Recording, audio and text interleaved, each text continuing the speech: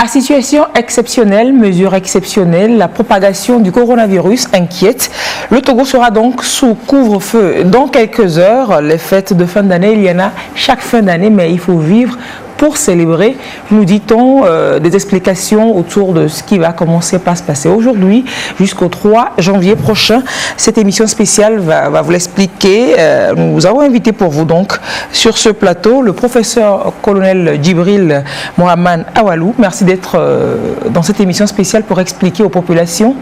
Merci. Vous êtes le directeur central du service de santé des armées de Lomé et également coordonnateur national de la riposte au Covid-19. Vous allez nous expliquer, nous rassurer déjà en début d'émission. On dit qu'on est en couvre-feu et quand on sait qu'il y a couvre-feu, c'est qu'il n'y a pas de mouvement, il n'y a pas de sortie les soirs. Le Père Noël pourra circuler peut-être pour distribuer les cadeaux aux enfants la nuit du 24 ? Ne vous inquiétez pas, le Père Noël distribuera les cadeaux à tous les enfants. Merci de rassurer les enfants et de rassurer que la fête aura bien lieu malgré donc ce contexte assez particulier. Professeur Didier Ekwevi, médecin épidémiologiste, président du conseil scientifique, merci de partager ce plateau également. Un plaisir. Et nous avons le commissaire central de la ville de Lomé, Atabou Kossi Djinyefa. Vous êtes commissaire divisionnaire de police, également commandant adjoint de la police de la FOSAP, la force spéciale anti-pandémie. Merci donc d'être là en ce dimanche après-midi pour nous expliquer. Merci. On va commencer déjà par faire le point de la situation de l'évolution de la maladie sous nos cieux. Professeur Djibril, qu'en est-il de la situation épidémiologique à ce jour au Togo?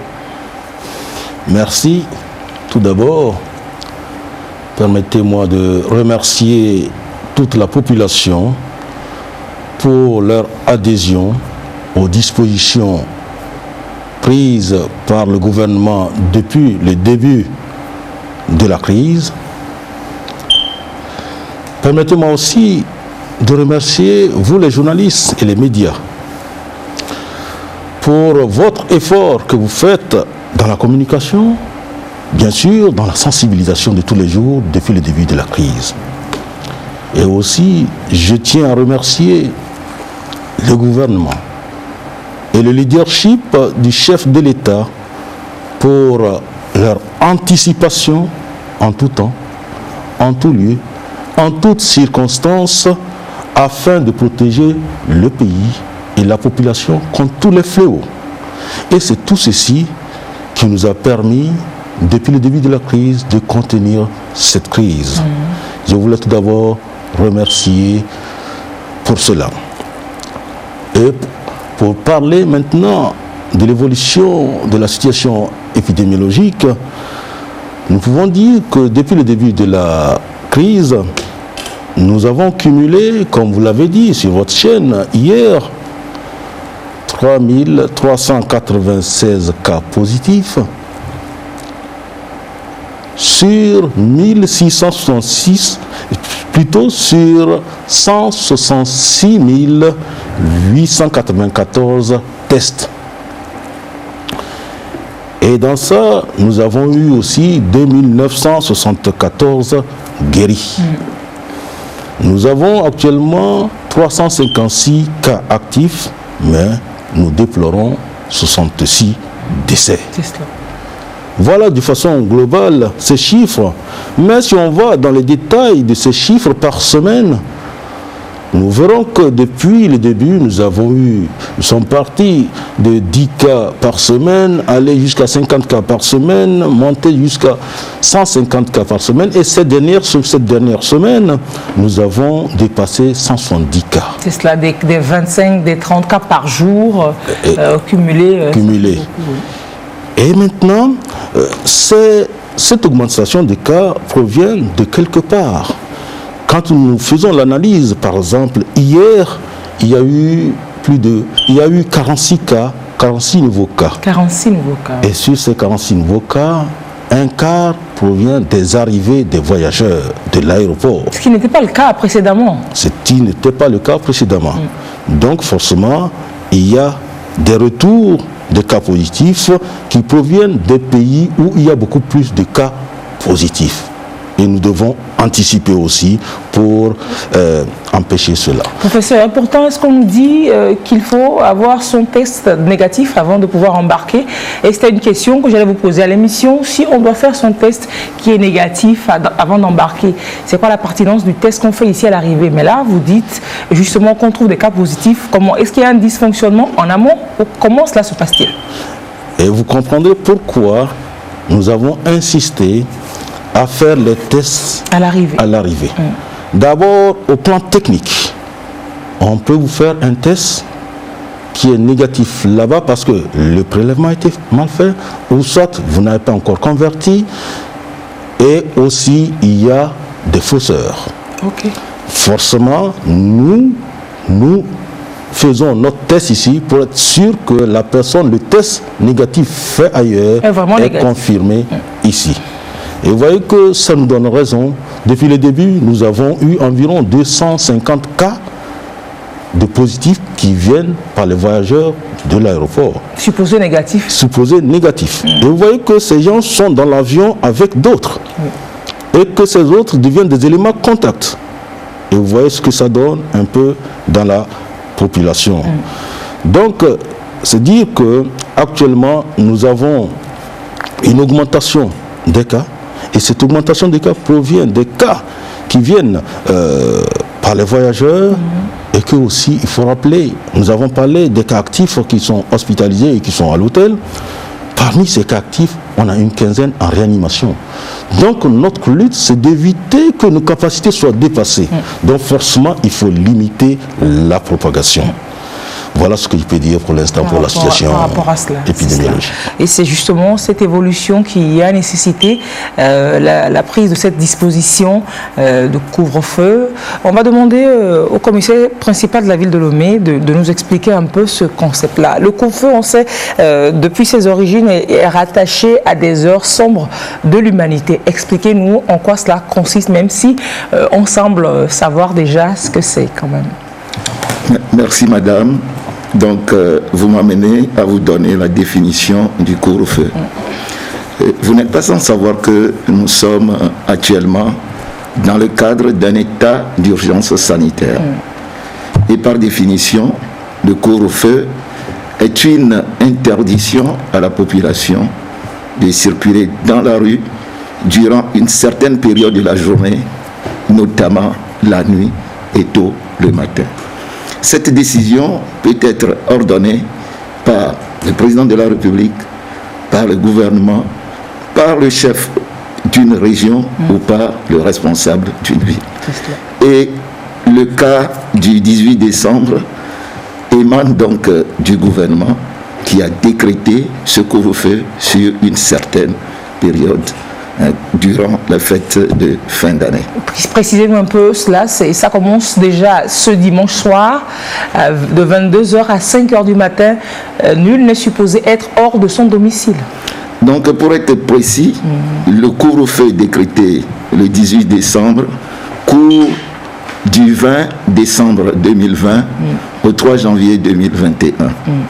Et dans la zone du Grand Lomé, ce couvre-feu débute, disons, de 22h à 5h du matin, tandis qu'à l'intérieur du pays, le couvre-feu s'étale les 24, 25, 31 décembre et le 1er janvier 2021. Et cela veut dire que durant ce temps du couvre-feu, il est fait interdiction à la population de circuler dans la rue, tel que je l'avais dit dans la définition. Sauf cas de force majeure, c'est cela. Tout à fait. Et quand on parle de Grand Lomé, ce sont les 13 communes, donc les 7 communes du Golfe et les 6 communes d'Agoignivé, de la préfecture d'Agoignivé. Peut-être une précision, je vous vois hocher la tête, professeur. Oui, exactement. Le Grand Lomé, c'est les 13 communes, 7 communes du Golfe et puis 6 communes d'Agoignivé. Et comme l'a dit le commissaire Atabou, le couvre-feu est du 20 décembre au 3 janvier dans le Grand Lomé. Et à l'intérieur, le couvre-feu est seulement de 24, 25, 31 et 1er janvier 2021. Vous avez peur que les gens quittent Lomé pour aller fêter à l'intérieur du pays?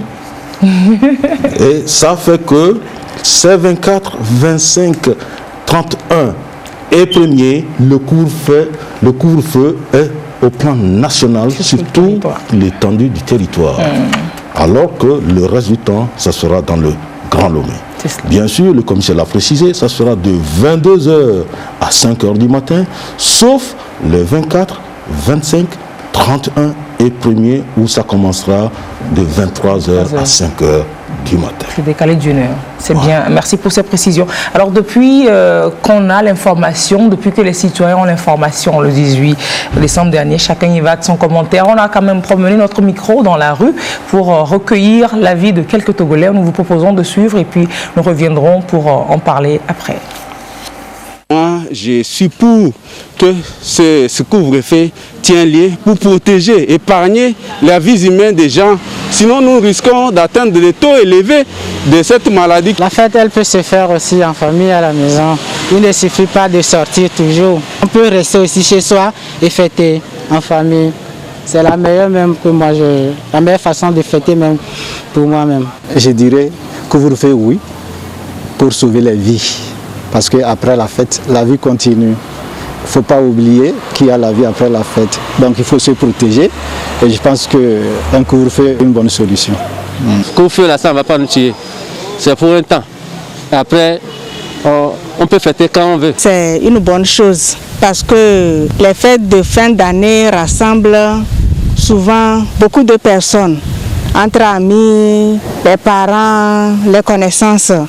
Et donc avec l'effet de l'alcool, je pense que les gens vont dévier complètement.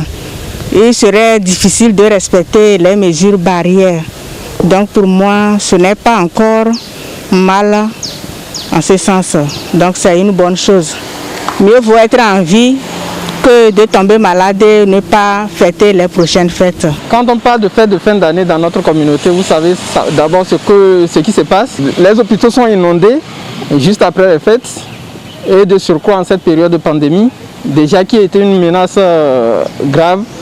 Donc le couvre-feu, je dirais que c'est salutaire parce que ça va au moins réduire l'expansion de la pandémie et également ça va, non seulement pour la pandémie, aussi ça va réduire le taux d'accidentés, de trucs que nous avons souvent l'habitude de voir pendant les périodes de fête. Nous qui sommes dans les affaires, ça ne nous arrange pas aussi. Nous qui sommes restauratrices et tout, ça ne nous arrange pas. Parce que quand il y a couvre-feu, personne ne vient au restaurant. Oui, tout le monde reste au bureau, le soir il rentre, ça ne nous arrange pas. Je ne suis pas d'accord, mais une part, c'est notre sécurité aussi par rapport à la maladie. Voilà, super. Alors, on a vu globalement, on a comme l'impression que les citoyens comprennent quand même la mesure, même si ça fait mal, on comprend que c'est pour sauver des vies. Et vous allez nous expliquer, professeur Didier Ekoivi, la pertinence de cette mesure. Comment est-ce qu'elle peut contribuer à couper, à arrêter la propagation du virus? On a déjà expérimenté peut-être fort des résultats de la précédente expérience. Tout à fait, mais je voulais revenir quand même légèrement sur les chiffres. Oui. Et j'ai un petit tableau, une petite figure qui montre un peu, je ne sais pas si elle est visible, mais bon, elle n'est pas très visible, mais c'est pas grave. Mais qui montre qu'il y a une augmentation des cas depuis le mois de septembre. De septembre à octobre, on a une augmentation de 42% de cas. On est passé de 384 cas à 547 cas. Et en novembre, nous avons eu 643 cas.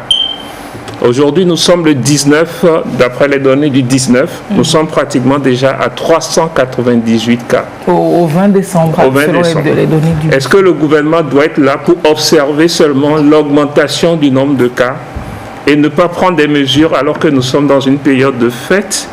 Et on sait très bien que les fêtes, ce sont des moments propices de brassage de population, de communication intergénérationnelle et de voyage. Deuxièmement, ce que je voudrais dire, est-ce que le couvre-feu est une intervention de santé publique? Oui, c'est une intervention de santé publique qui a été expérimentée depuis fort longtemps. Pas seulement dans le cas de la Covid-19, mais également que ce soit dans les pays développés, même dans certains pays africains. Ce n'est pas que le Togo qui a décidé de faire le couvre-feu, le Rwanda fait un couvre-feu, La RDC Congo a décidé de faire un couvre-feu.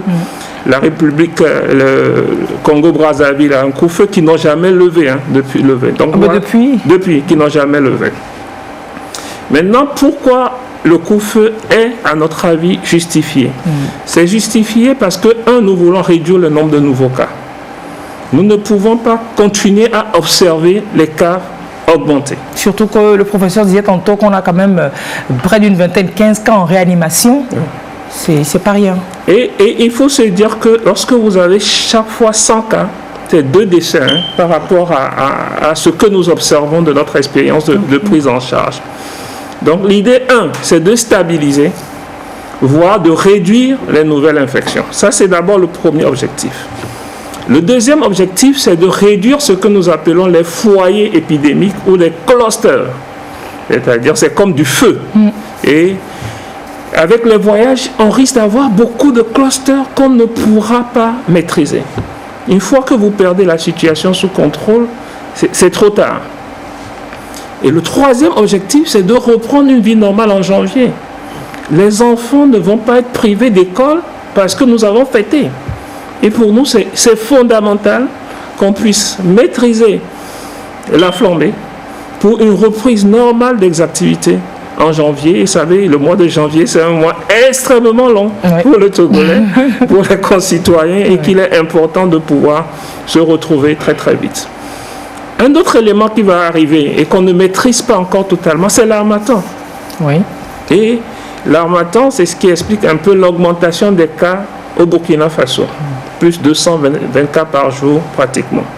Et l'harmattan, c'est un facteur qui favorise la propagation des maladies respiratoires. Et on sait le cas de la méningite.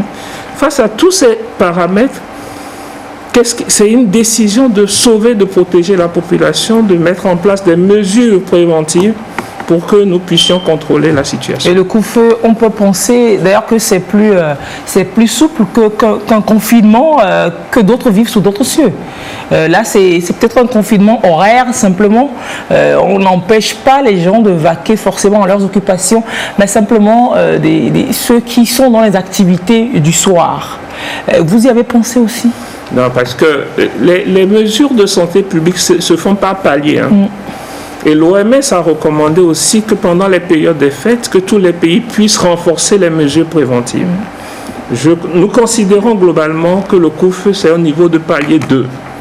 Et le palier 3, c'est ce qu'on appelle le confinement partiel ou bien le confinement total. Regardez la situation dans les pays développés. Tous pratiquement ont décidé d'aller pratiquement vers le confinement partiel. Je reprends le cas de la France. Un des objectifs, c'était de réduire à 5000 le nombre de nouveaux cas. Ils n'y sont pas arrivés forcément. Avec quoi? Avec confinement plus couvre-feu. Donc voilà un peu. Donc nous n'allons pas rester les bras croisés. Regardez juste les chiffres augmenter et ne pas sauver l'avenir de la nation. C'est une décision qui est difficile, mais qui est moindre par rapport au confinement. C'est cela, c'est un sursaut auquel on invite l'ensemble de la population. Le professeur Djibril. Oui, merci. Comme l'a dit le professeur Ekoevi, quand on regarde l'aspect analytique, actuellement, le couvre-feu, les heures du couvre-feu s'expliquent, à la fois la souplesse de ces heures, mais aussi l'importance de ce couvre-feu. Nous savons que c'est la nuit. Il y a un des intervenants qui a parlé où, après l'alcool, on ne peut plus respecter certaines mesures.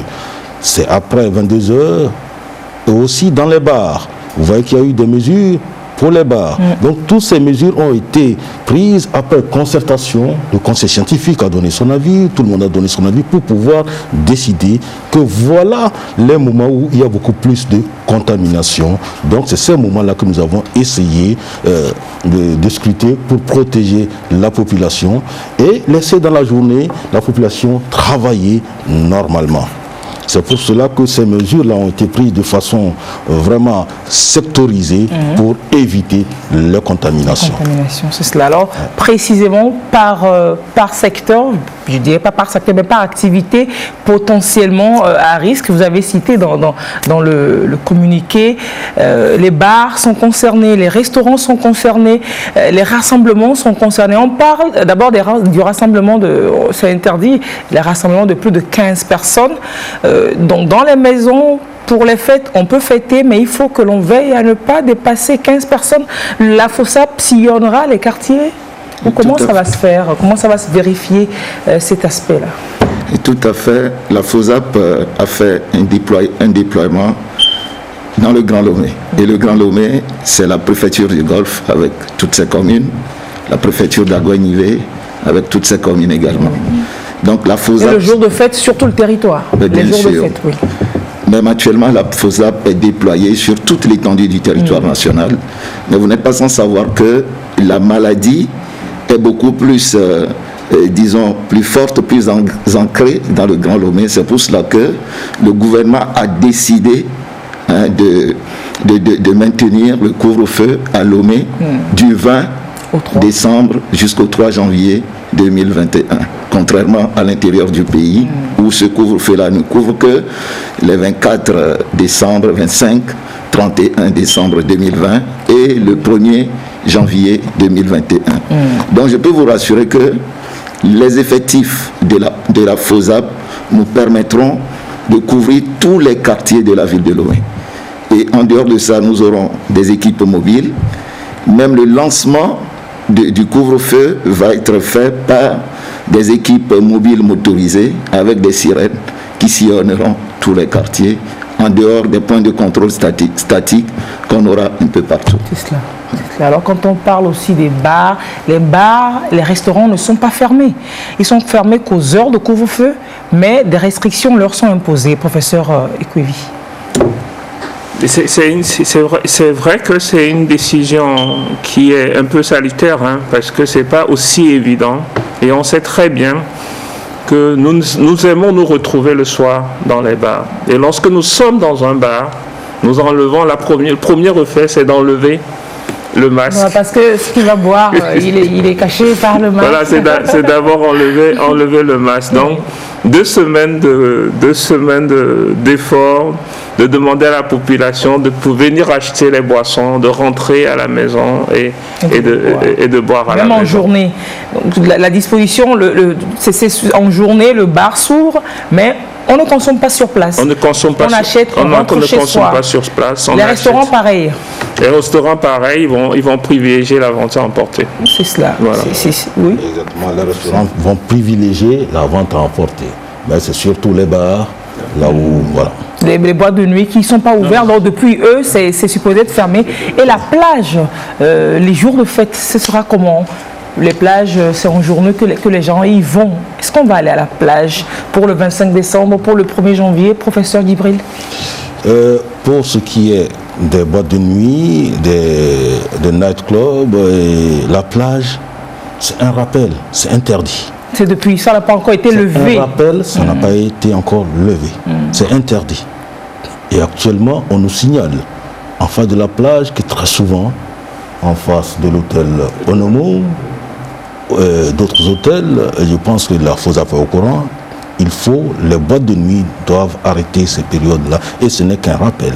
Ce n'est qu'un rappel. Donc les plages sont toujours fermées. C'est toujours fermé. Et les boîtes de nuit sont toujours fermées, même si l'on a peu relâché. Entre-temps, pendant cette période, les contrôles seront plus corsés encore.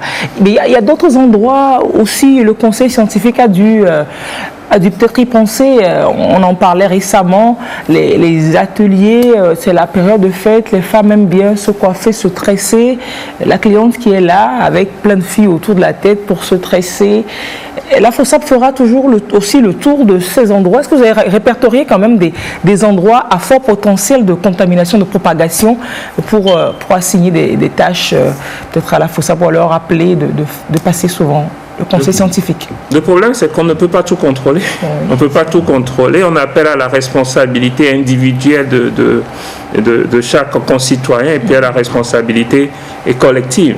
D'abord, si vous allez dans un atelier de coiffure, il faut déjà limiter le nombre à 15. Moins de 15 personnes. Et nous disons que le risque de contamination est beaucoup plus élevé dans les endroits qui sont confinés. Donc maintenant, c'est à nous d'inventer, d'être créatifs et de dire, nous pouvons donner des rendez-vous. Voilà. Et troisièmement, les femmes, les jeunes filles qui aident doivent porter systématiquement des masques pour coiffer. Donc, nous demandons, nous savons que c'est difficile. Vous savez combien de temps ça a pris pour que le gouvernement prenne une décision? Le conseil scientifique a envoyé sa proposition le 4 décembre. La décision a été prise le 18 et vous ne pouvez pas savoir le nombre d'allers-retours. Les allers-retours. Il faut à un moment donné que les politiques ou le gouvernement prennent des décisions. Ils ont pris des décisions et ce que nous disons généralement en matière d'épidémie, c'est qu'il n'y a pas de bonne décision, il n'y a pas de mauvaise, mais il y a une décision. 2 semaines d'efforts. 2 semaines d'efforts. Nous serons très heureux de voir cette courbe chuter au bout de 2 semaines. Et nous pouvons dire, nous avons commencé à réussir quelque chose. Mais il sera également gênant de juste observer, de faire plaisir à la population, alors d'observer des morts. Un mort est un mort. Donc pour nous, c'est important on sait que c'est difficile. C'est un Noël, c'est une fête de fin d'année qui ne sera pas comme les autres, mais je suis persuadé que 2021 sera peut-être une bonne fête pour tout le monde. Cela dépendra de notre attitude à respecter, professeur, oui. Oui, merci. Comme l'a dit le professeur Ekevi, ça appartient à la population, à chacun, chaque corps de métier, de respecter les mesures en fonction de leur métier. C'est savoir décliner les mesures barrières en fonction de l'activité qui exerce. Et ça, nous avons toujours commenté ça en disant que chaque secteur doit s'organiser pour reprendre ses activités, mais en limitant les contaminations. C'est pour cela que nous avons expliqué les sources de contamination et comment on se contamine, par où passe le virus, par le nez, la bouche et parfois les yeux. Et aussi, ça part des mains pour amener. Le professeur Ekevi l'a expliqué. Il faut que les gens portent le masque, ça évite que ça rentre par là. Il faut qu'on se lave les mains. Il faut aussi éviter l'attroupement, comme vous l'avez expliqué, pour tresser les cheveux, éviter d'avoir 15 personnes autour d'une tête. Maintenant, il faut réinventer, il faut adapter son métier parce que ce virus-là est là. C'est pour ça que chaque secteur doit participer à la lutte en organisant son secteur. C'est cela. Alors parlons des activités de nuit. On sait que l'aéroport international Gnassingbé Adéma de Lomé est ouvert. Il y a des compagnies qui ont des vols qui arrivent tard le soir, ou alors ça peut arriver le vol vers 20h, le temps de faire les formalités, de rentrer chez soi. On peut être surpris par le couvre-feu. En même temps, il y a des gens, des personnes qui doivent sortir de chez elles, ces personnes, pour aller prendre leur vol à 2h du matin, à 3h du matin. Comment est-ce que vous organisez cela, professeur Djibril? Merci. Je pense que pour le début du couvre-feu, le 20, nous avons discuté avec le directeur général de la SALT. Il y aura des arrivées un peu tard. Donc forcément, tous les voyageurs, à la fois à l'arrivée ou au départ, présenteront leurs billets ou leurs talons de billets à la FOSAP. Et la FOSAP va les permettre de circuler.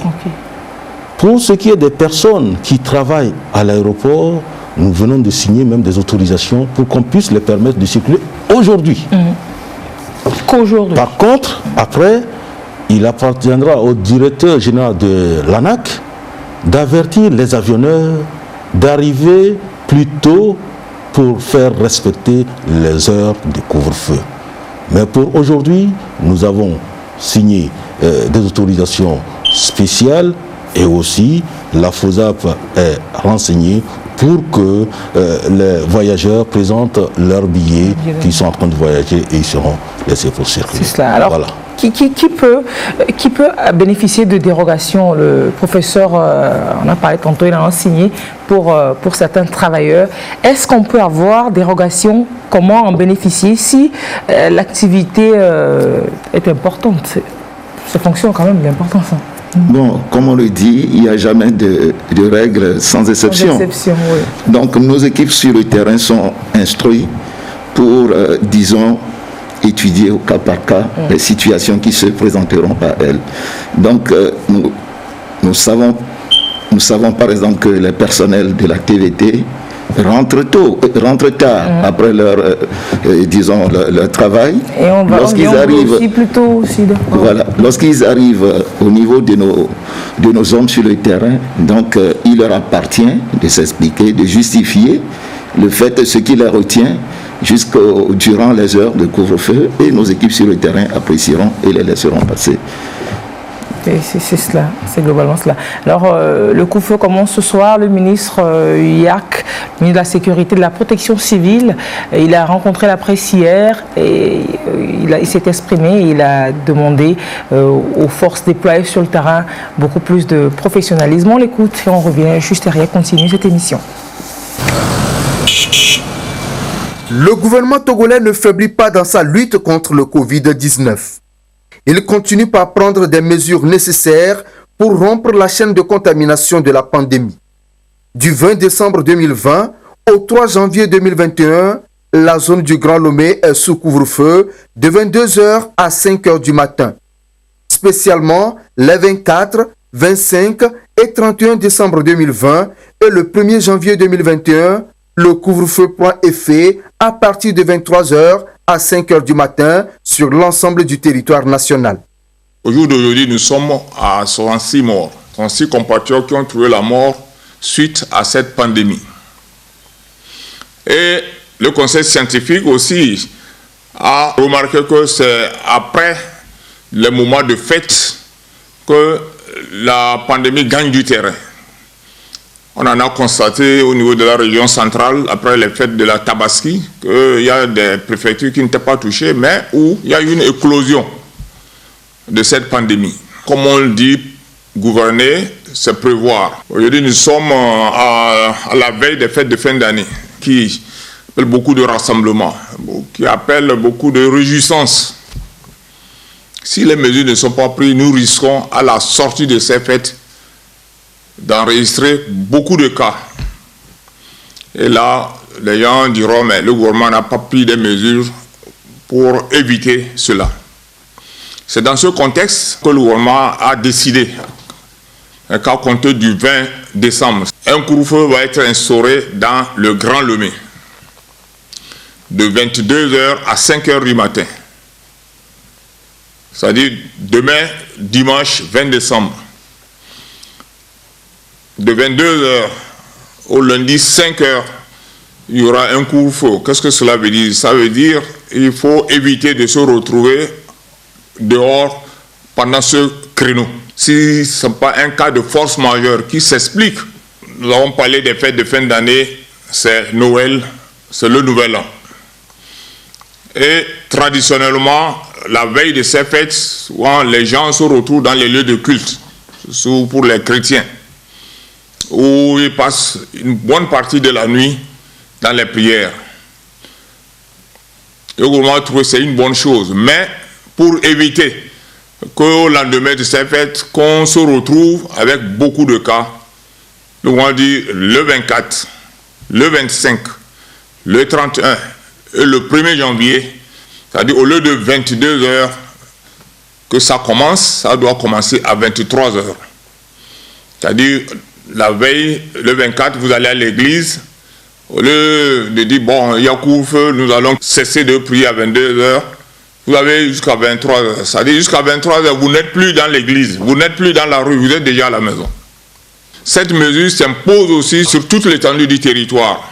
Dans les lieux de culte, j'ai dit les lieux de culte encore autorisés. Donc c'est dans ces lieux de culte rouverts que les mesures s'imposent. Les lieux de culte fermés restent fermés sur toute l'étendue du territoire.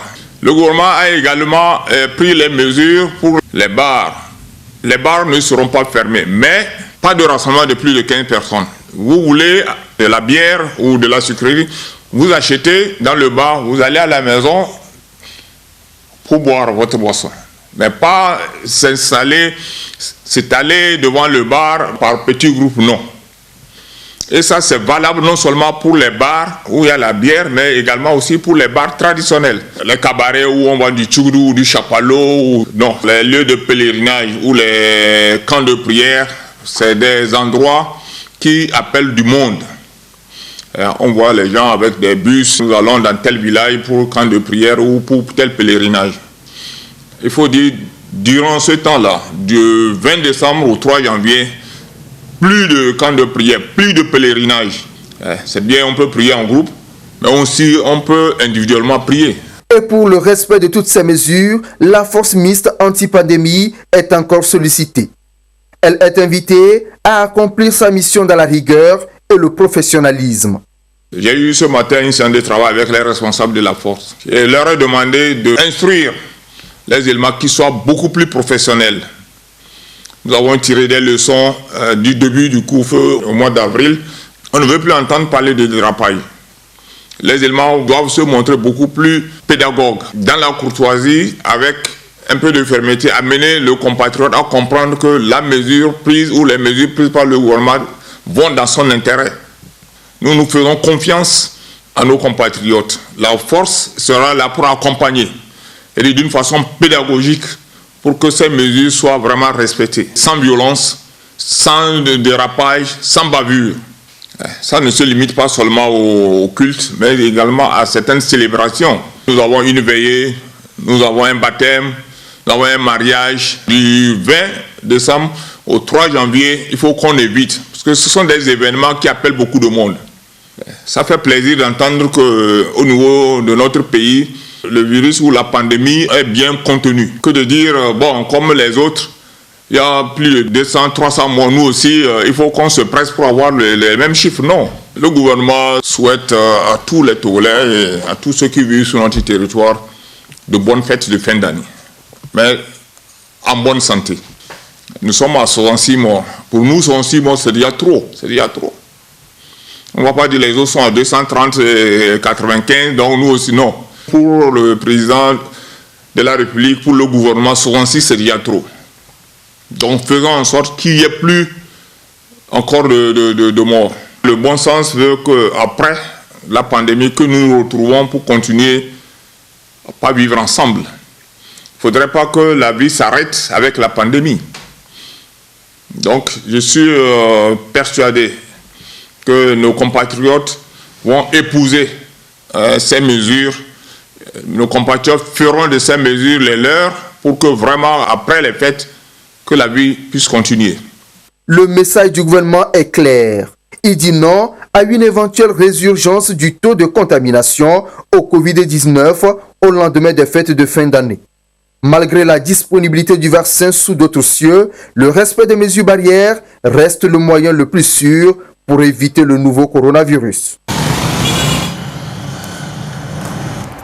Le ministre Yack s'exprimait ce samedi devant le micro de la télévision togolaise. Vous l'avez sans doute compris, il a dit demain dimanche. Donc c'est aujourd'hui, bien aujourd'hui que cette mesure commence. Fermeté n'exclut pas courtoisie. Les populations effectivement n'ont pas toujours gardé une très bonne expérience, un très bon souvenir du récent couvre-feu. Le ministre a travaillé avec vous hier samedi.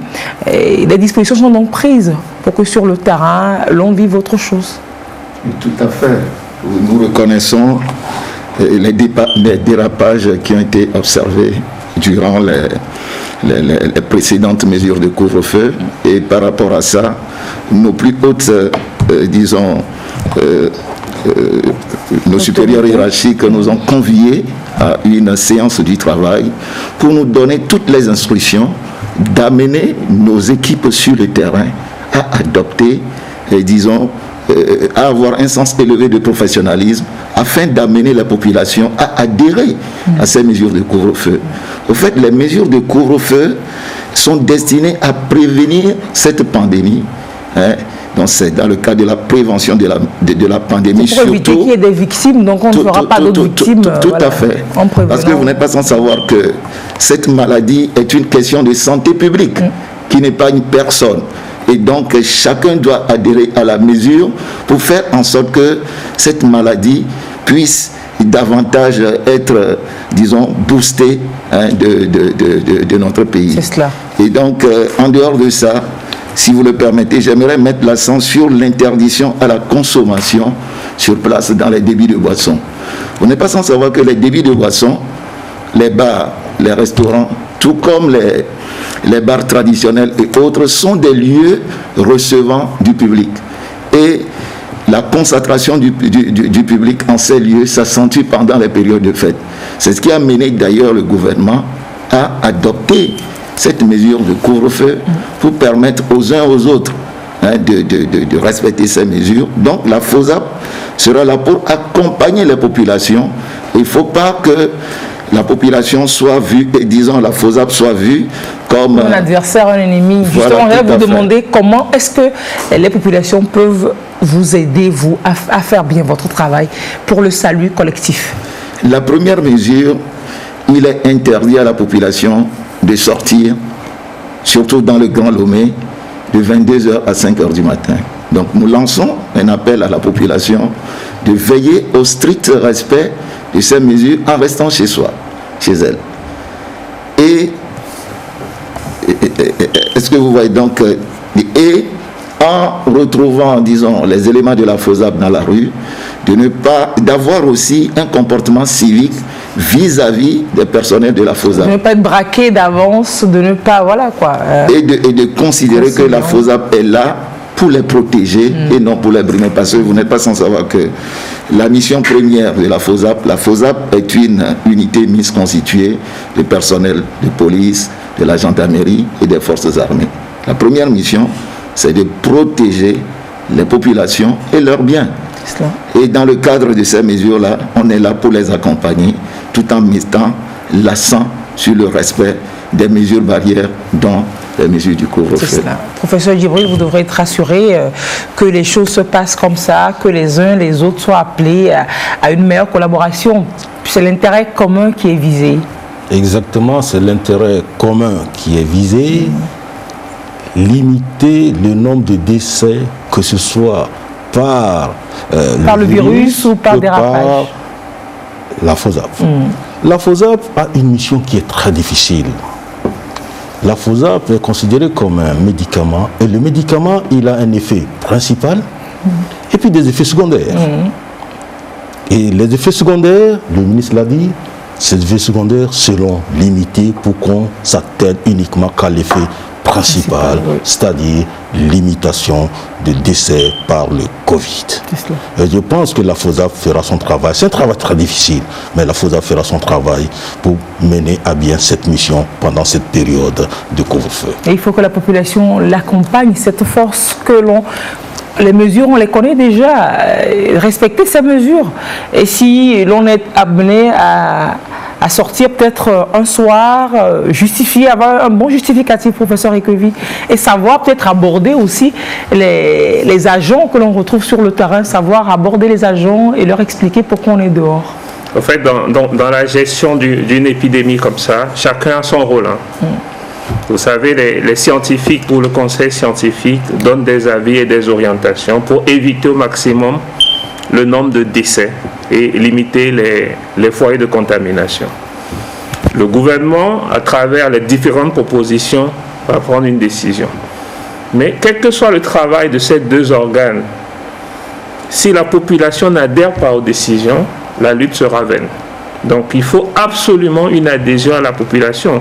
C'est justement en pesant le pour et le contre de toutes les décisions que les choses ont un peu traîné, parce que justement, on voudrait une adhésion, une bonne adhésion. Si 95% de ces décisions sont respectées, voilà, nous allons nous retrouver au mois de janvier avec très probablement, je suis certain, avec très probablement une diminution du nombre de nouveaux cas. Et ce qui va nous permettre de retrouver une vie normale, et après, on aura des stratégies qui seront moins contraignantes. Mais si nous ne respectons pas ces décisions, on risque de gravir les paliers, d'aller à une situation que c'est un mot que je n'aime pas prononcer, d'aller vers une stratégie beaucoup plus contraignante. Voilà. Donc tout dépend de nous en fait. Tout dépend de la communauté. C'est pas une question à la limite. Tout dépend de la communauté. C'est le vivre ensemble qui doit primer sur l'ensemble de tout ce que nous faisons. Le gouvernement n'a pas interdit les fêtes. On demande des fêtes en petits groupes restreints. À la maison. Donc mais de façon consciencieuse. Fête familiale de 15 personnes. Et si possible, de faire les fêtes dans un endroit aéré, à l'extérieur, pour qu'il n'y ait pas effectivement de diffusion, de propagation du virus. Donc c'est à chacun de s'organiser. Vous voulez faire votre fête, faites votre fête à la maison. La FOSAP ne viendra pas sonner parce qu'on entend de la musique chez moi. Si vous avez 200 voitures garées à la devanture, forcément que la FOSAP viendra au moins. Par gentillesse, contrôler, pour voir. Donc la FOSAP, sa mission aussi, c'est ça. Elle peut sonner, elle peut demander à voir s'il y a du bruit dans une maison, comment ça se passe. Il ne faut pas qu'on se leurre, il ne faut pas qu'on se trompe. Non, s'il y a du bruit et que c'est 4-5 personnes. On ne peut pas savoir, peut-être qu'il n'y a pas autant de voitures, mais il peut y avoir un grand monde là-dedans. Professeur? Oui, exactement. Je pense que la FOSAP va circuler, va aller visiter quand il y a un bruit, c'est pour aller visiter. On pourra leur donner des sucreries, de l'eau à boire au passage, c'est la fête. Ils ont même leur bouteille d'eau à boire, ils ont leur mission, leur première mission, c'est de veiller à ce que les choses se passent très bien. Et aussi, comme les uns et les autres l'ont expliqué, je reviens toujours à ce médicament. Actuellement, les mesures, c'est comme un médicament qu'on donne à un malade. Ce médicament ou ce comprimé, il ne doit pas être trop gros, il ne doit pas être amer, il doit être avalable pour adhérer, pour que le malade adhère. Et je pense que c'est ça que le professeur Ekovi a dit. Le gouvernement a pris son temps pour rendre ce médicament avalable. Digeste. Et vous voyez, quand vous regardez les horaires, tout a été bien détaillé pour alléger ces mesures, tout en mettant dans la balance ce qu'on doit gagner et ce qu'on doit perdre. Justement, la flexibilité du coup-feu dans la nuit du réveillon, le soir du réveillon, de Noël et du Nouvel An, 1 heure de plus, c'est pas rien. Voilà, donc tout a été fait pour qu'il y ait adhésion de la population, parce que le professeur Ekovi l'a dit, il faut l'adhésion de ceux pour qui on prend les mesures, c'est-à-dire la population, que je profite une fois encore de remercier pour leur adhésion depuis le début de la pandémie. Parce que c'est leur adhésion qui nous ont amenés à ce résultat-là. Et nous leur demandons de continuer par adhérer à ces mesures. C'est peut-être aussi un certain relâchement entre-temps qui nous amène aussi à devoir être sous couvre-feu. Donc, comme le professeur Ekovi l'a dit tantôt, savoir cela et renforcer la vigilance pour que l'on aille de mesures plus souples en mesures plus souples. C'est cela. On sait que c'est difficile, mais à un moment donné, il y a eu un relâchement. Et forcément, il y a des relâchements, ce n'est pas spécifique au Togo, c'est un peu partout. C'est pour cela que nous parlons actuellement de 2e vague, voire de 3e vague. Il y a certains pays dans lesquels même, selon les dernières informations de France 24, que de nouvelles souches seraient trouvées et qui suspendent même leur vol de certains pays vers d'autres pays. L'Italie, les Pays-Bas qui suspendent les vols depuis la Grande-Bretagne, c'est dire qu'ailleurs c'est encore plus corsé. Justement, il y a un virus qui a muté, donc qui est devenu beaucoup plus infectieux en Grande-Bretagne. 70 fois, ils disent plus. Et donc, infectieux. Du coup, le gouvernement britannique a décidé d'aller vers le confinement. Donc, nous ne savons pas encore beaucoup de choses sur ce virus. Donc, le principe de précaution nous amène à être beaucoup plus vigilants et à adopter des mesures préventives. C'est vrai qu'on nous critiquera, c'est vrai qu'on dira que nous avons exagéré. Ce sera déjà bien qu'on soit vivant pour vous critiquer. Tout à fait. Oui, mais ce qu'on voulait dire, on doit protéger la population togolaise. C'est ça le plus important. Quand nous voyons les chiffres tous les jours et qu'on dit qu'il y a un décès, c'est un décès de trop. C'est un décès de trop. Et quand ce n'est pas quelqu'un de votre famille, vous voulez le mettre en perte et profit, mais si c'est quelqu'un de votre famille, c'est dommageable. Donc c'est pour cela que vaut mieux prévenir que guérir. Nous avons ensemble décidé de prévenir, même ensemble au conseil scientifique et à la coordination. On n'est pas d'accord sur tout, mais on est d'accord sur l'essentiel. Et l'essentiel pour nous, c'est qu'il n'y ait pas de nouveaux foyers et qu'il n'y ait pas de décès. Ou bien à la limite de réduire le nombre de contaminations. Après, les petits détails, on va les gérer après. Pour l'heure, vivons et fêtons responsablement, de manière assez responsable. C'est déjà donc dans quelques heures. Si vous avez des dispositions à prendre pour éviter donc d'être dehors, après 22 heures, ce serait plutôt bien de les prendre pour contribuer. L'autorité publique fait sa part, c'est à nous autres de faire aussi notre part pour juguler ce mal dont les conséquences économiquement, mentalement, moralement, physiquement nous touchent tous. Le salut collectif dépend de l'engagement de chaque personne. Et on va finir en rappelant quand même, globalement, on l'a fait depuis le début de l'émission toujours, en rappelant ces mesures barrières que nous connaissons, mais que des fois on manque de vigilance à toujours appliquer. Professeur Ekobi du Conseil scientifique. Dans les mesures barrières, premièrement, c'est le lavage des mains, vraiment de façon régulière. Laver régulièrement les mains avec de l'eau et du savon, et à défaut avec du gel hydroalcoolique. Ça, c'est la première mesure. Deuxièmement, le port de masque. Vraiment pas en couvrant les trois parties. Le menton, la bouche et le nez. Si vous permettez, je reviens vers vous. Je demande à la FOSAP, les verbalisations, ça se fait parce qu'effectivement, on a comme l'impression que ce n'est qu'une infime partie de la population qui porte bien le masque. On a le masque, cache-menton, cache-front. Les agents vous rapportent peut-être toute cette difficulté qu'ils ont à faire adhérer les gens au port correct du masque. Vous allez sévir pendant cette période, peut-être plus de verbalisation? Je ne sais pas. Nous allons donc intensifier nos activités pendant cette période pour amener les gens au port régulier, par exemple, des masques. Parce qu'il y a certains, comme le professeur venait de le dire, ils portent le masque au menton et à chaque fois qu'on est sur le terrain, on les rappelle à l'ordre sur le port régulier de ces masques-là. En dehors de ça, il y a également la distanciation où il est dit que les gens doivent respecter au moins la distance d'1 mètre. Mais quand on dit 1 mètre, donc ça doit aller au-delà même, si on le peut, pour éviter, disons, d'être contaminé par la maladie. Et parce qu'au jour d'aujourd'hui, la maladie est intracommunautaire. À un moment donné, c'était par rapport aux gens qui arrivaient de l'extérieur, mais au jour d'aujourd'hui, les scientifiques sont là pour le dire. Cette maladie, elle est intracommunautaire, c'est-à-dire elle est présente dans nos sociétés. Et je pense même que c'est ce qui a justifié la décision du gouvernement pendant cette période de fin d'année où, généralement, on note la concentration, une forte concentration des populations.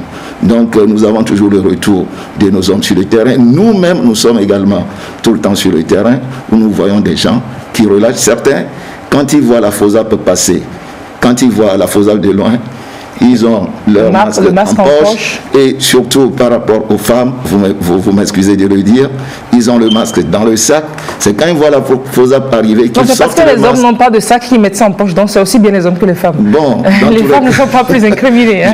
Nous ne stigmatisons pas les femmes, effectivement, c'est tant bien pour les hommes que pour les femmes, mais nous serons présents pour accompagner la population, tout en leur disant que ces mesures sont destinées à d'abord nous protéger nous-mêmes et à protéger également les autres. Et aussi, il n'y a pas encore de médicaments dignes de ce nom pour cette maladie. Aujourd'hui, on nous dit qu'il y a des vaccins ailleurs, mais quand est-ce que ces vaccins vont arriver chez nous?